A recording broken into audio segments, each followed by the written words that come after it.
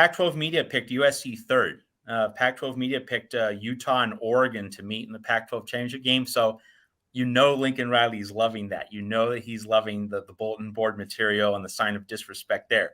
And so as we prepare for the start of USC camp, it remains the defensive line, because if you've been listening to me, folks, here on the Voice of College Football, on these live shows and my other appearances here with Mark, that I think the Oregon State game really is kind of the linchpin. It's the centerpiece game of the season.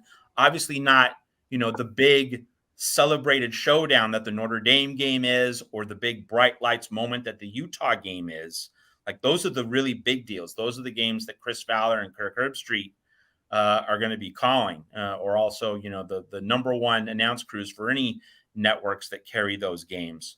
But the real key to the season is that week 4 trip to Corvallis. We know that Pete Carroll stubbed his toe, stepped on a rake when going up to the Pacific Northwest to play the Beavers a few times.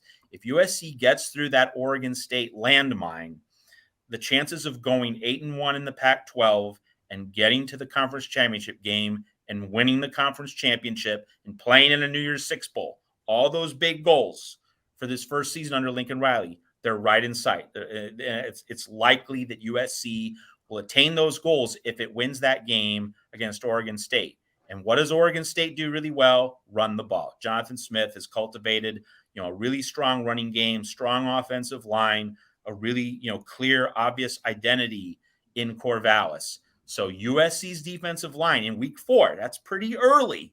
How much will Fresno State in week 3 and Stanford in week 2 really prepare that USC defensive line for what Oregon State's going to bring to the table? Getting development along the defensive front, getting enough bodies and getting enough quality. It doesn't have to be spectacular, but just good enough to prevent Oregon State from, holding the ball for 38, 39 minutes and keeping Caleb Williams off the field. Like that to me is like the forefront of USC's season in terms of the goals that this team needs to achieve in terms of a 3-month evolution over the course of 12 games. Like, USC should be able to handle Stanford in week 2. Shouldn't be too much of a problem.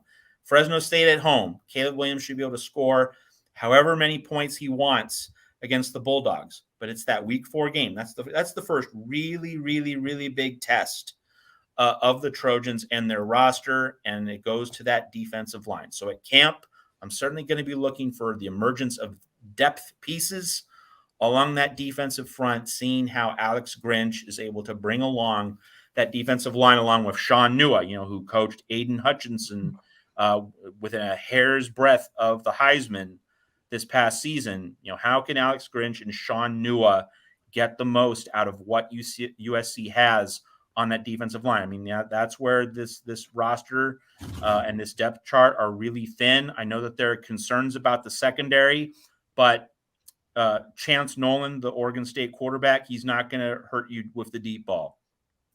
Or at least he's not going to hurt you with the deep ball if you can stuff the run and force Oregon State into predictable passing situations. So how USC's defensive line shapes up in camp, that is by far the most urgent position group question.